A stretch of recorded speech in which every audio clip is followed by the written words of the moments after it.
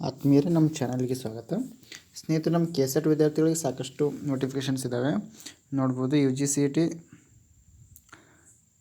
ಅಣುಕು seat ಹಂಚಿಕೆ ಫಲಿತಾಂಶಗಳಂತಿದೆ. ಇದ್ರ ಮೇಲೆ ಕ್ಲಿಕ್ ಮಾಡಿದ್ರೆ ಅಂದರೆ ಮಾಕ್ ರಿಸಲ್ಟ್ ಅನೌನ್ಸ್ ಆಗಿರೋದು ಇಲ್ಲಿ ಗೊತ್ತಾಗುತ್ತೆ. ನಿಮ್ಮ ಸಿ ಟಿ ನಂಬರ್ ಹಾಕಿ ಚೆಕ್ ಮಾಡ್ಕೊಳ್ಳಿ. ಅಂದರೆ ಯಾವ ಕಾಲೇಜ್ ಸಿಕ್ಕಿದೆ ಅಂತ ಗೊತ್ತಾಗುತ್ತೆ. ಮತ್ತು ನೋಡ್ಬೋದು, ಅಣುಕು ಸೀಟು ಹಂಚಿಕೆ ಕಟ್ ಆಫ್ ಕೂಡ ಬಿಟ್ಟಿದ್ದಾನೆ. ನೀವು ಯಾವುದೇ ಇಂಜಿನಿಯರಿಂಗ್ ಎಚ್ ಕೆ ಜನರಲ್ ಇದ್ರ ಮೇಲೆ ಕ್ಲಿಕ್ ಮಾಡಿ ಕಟ್ ಆಫ್ ಕೂಡ ಚೆಕ್ ಮಾಡ್ಕೋಬೋದು. ಇಲ್ಲಿ ಕಟ್ ಆಫ್ ಇದೆ, ಕಟ್ ಆಫನ್ನು ಚೆಕ್ ಮಾಡ್ಕೊಳ್ಳಿ.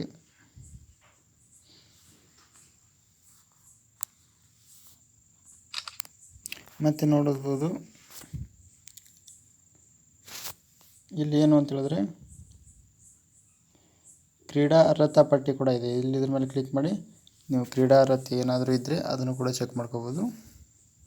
ಅಂದರೆ ಸ್ಪೋರ್ಟ್ಸ್ ಪರ್ಸನ್ಸ್ ಕೆಲವೊಂದಿಷ್ಟು ರಿಸರ್ವೇಷನ್ ಇರುತ್ತಲ್ಲ, ಅದು ಪೇಜ್ ಭಾಳ ಇದೆ. ಇದು ನೋಡ್ಕೊಳ್ಳಿ ನೀವು, ಇದೇನು ನಿಮ್ಮ ಹೆಸರು. ಮತ್ತು ನೋಡ್ಬೋದು, ಅಣುಕು ಸೀಟು ಹಂಚಿಕೆ ಅಧಿಸೂಚನೆ ಅಂತ ಇದೆ.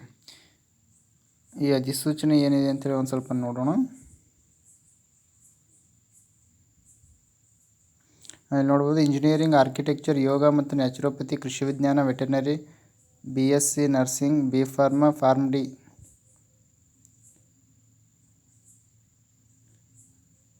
ವೈದ್ಯಕೀಯ ಮತ್ತು ದಂತ ವೈದ್ಯಕೀಯ ಮತ್ತು ಆಯುಷ್ ಕೋರ್ಸ್ಗಳ ಅಣುಕು ಸೀಟು ಹಂಚಿಕೆ ಅಂತ ಇದೆ.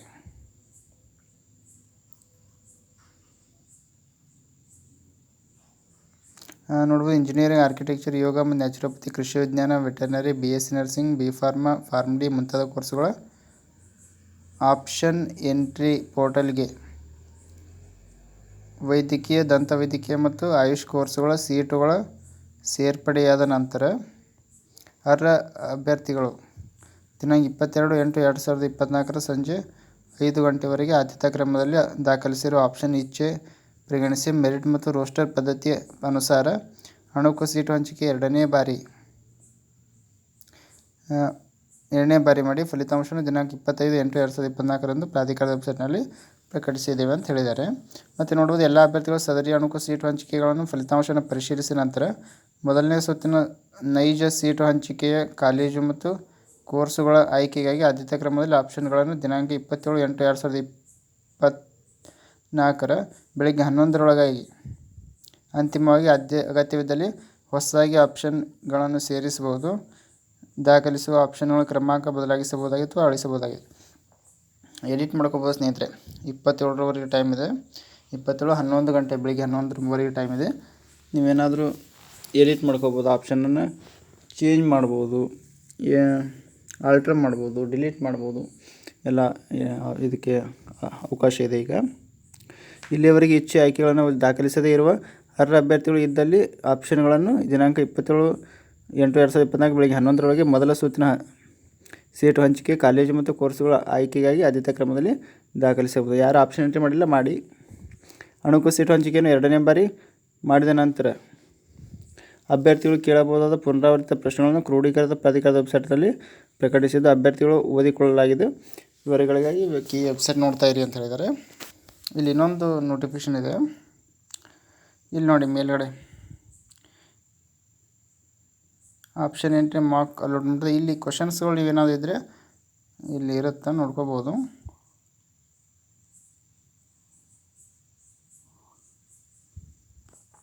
ಕನ್ನಡದಲ್ಲಿ ತೋರಿಸ್ಬಿಡ್ತೀನಿ ನಾನು. ಈ ಥರ ಕ್ವಶನ್ಸ್ ಇರ್ತವೆ. ನೀವು ನಿಮ್ದು ಏನು ಡೌಟ್ ಇದ್ದರೆ ಇಲ್ಲಿ ನೋಡ್ಕೊಳ್ಳಿ.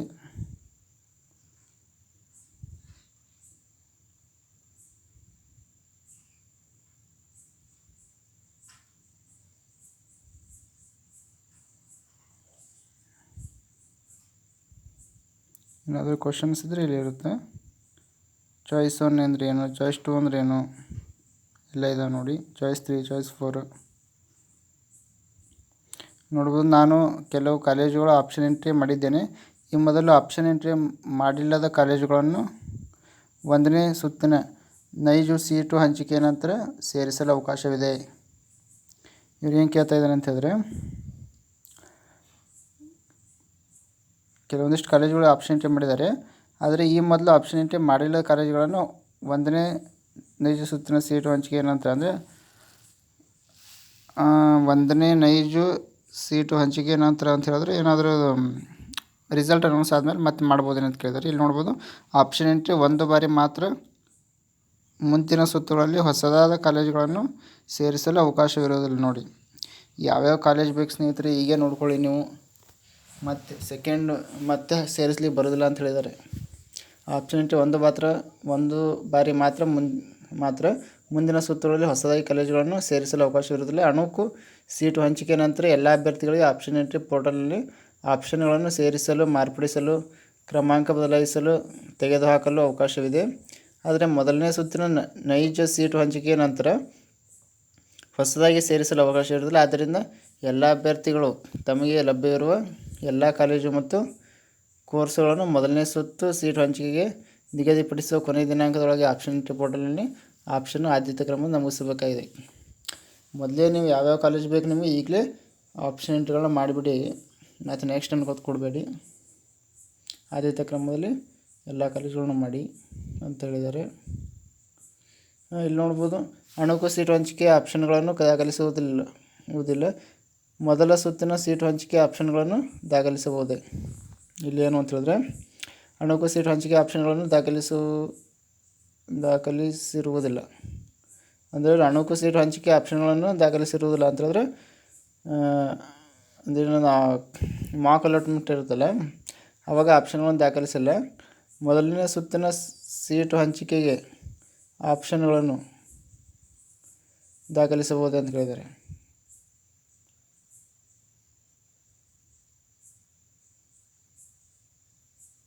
ಆನ್ಸರ್ ಅಣುಕು ಸೀಟು ಹಂಚಿಕೆ ಫಲಿತಾಂಶ ಪ್ರಕಟಣೆ ನಂತರ ಎಲ್ಲ ಅಭ್ಯರ್ಥಿಗಳು ಆಪ್ಷನ್ ಎಂಟ್ರಿ ಪೋರ್ಟಲ್ನಲ್ಲಿ ಆಪ್ಷನ್ಗಳನ್ನು ಸೇರಿಸಲು, ಮಾರ್ಪಡಿಸಲು, ಕ್ರಮಾಂಕ ಬದಲಿಸಲು, ತೆಗೆದುಹಾಕಲು ಅವಕಾಶವಿದೆ. ವೆರಿಫಿಕೇಷನ್ ಸ್ಲಿಪ್ಪನ್ನು ಡೌನ್ಲೋಡ್ ಮಾಡಿ ಅಣುಕು ಸೀಟು ಹಂಚಿಕೆಗೆ ಯಾವುದೇ ಆಪ್ಷನ್ಗಳನ್ನು ದಾಖಲಿಸದೇ ಇರುವ ಅಭ್ಯರ್ಥಿಗಳು ಮೊದಲನೇ ಸುತ್ತಿಗೆ ಆಪ್ಷನ್ಗಳನ್ನು ಆದ್ಯತಾ ಕ್ರಮದಲ್ಲಿ ವೇಳಾಪಟ್ಟಿಯಂತೆ ದಾಖಲಿಸಬಹುದಾಗಿದೆ. ಮೊದಲನೇ ಸುತ್ತಿನ ಸೀಟು ಹಂಚಿಕೆಗೆ ಅಭ್ಯರ್ಥಿಯು ತನಗೆ ಇಷ್ಟವಿರುವ ಹಾಗೆ ಆಪ್ಷನ್ಗಳನ್ನು ತನಗೆ ಆಸಕ್ತಿ ಇರುವ ಕ್ರಮಾಂಕದಲ್ಲಿ ನಿಗದಿತ ದಿನಾಂಕದಲ್ಲಿ ಅಂದರೆ ಮಾಕ್ ಅಲಾಟ್ಮೆಂಟ್ಗಿಂತ ಮುಂಚೆ ಏನಾದರೂ ಆಪ್ಷನ್ ಎಂಟ್ರಿ ಮಾಡಿಲ್ಲ ಅಂತ ಹೇಳಿದ್ರೆ ಈಗ ಮಾಕ್ ಅಲಾಟ್ಮೆಂಟ್ ಆದಮೇಲೆ ಆಪ್ಷನ್ ಎಂಟ್ರಿ ಮಾಡೋಕೆ ಬರ್ತೇವೆ ಅಂತ ಕೇಳ್ತಿದ್ದಾರೆ. ಬರುತ್ತೆ, ಮಾಡ್ಬೋದು. ಇದೇ ಥರ ಕ್ವಶನ್ಸ್ ಇದಾವೆ, ನೀವು ನೋಡ್ಕೊಳ್ಳಿ.